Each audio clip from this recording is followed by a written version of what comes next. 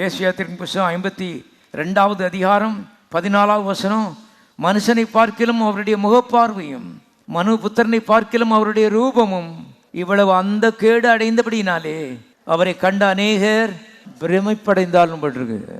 பார்த்து பிரமிப்பா இருக்குது மனுஷன் தானான்னு சொல்லி. முகமெல்லாம் விதமாக கோரமாக்கப்பட்டது. இதை உட்கார்ந்து அருமையான உள்ளே பார்க்கிறவனை பற்றி தாவீது சொல்றான், அவர்கள் அவரை நோக்கி பார்த்து என்ன செய்தார்கள்? பிரகாசமடைந்தார்கள். பிரகாசமடைந்தார்கள். அவருடைய முகங்கள் வெட்கப்படவில்லை. பிரச்சனை வரும்போது, வியாதின்னு வரும்போது நோக்கி பார்த்தவர்கள் பிரகாசமடைந்தார்கள். ஆனால் மனுஷனுடைய சோதனை என்னன்னு சொன்னால், அவன் உடம்பில் இருக்க கஷ்டத்தை தான் நோக்கி பார்க்க சொல்லுது.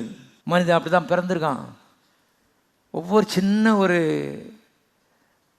பலவீனம், சின்ன அறிகுறி, அதை பற்றி சிந்திக்கிறான், கவலைப்படுறான் பாருங்க. ஆனால் வேதம் சொல்லுறது, அவர்கள் அவரை நோக்கி பார்த்து பிரகாசமடைந்தார்கள், முகங்கள் வெட்கப்படவில்லை.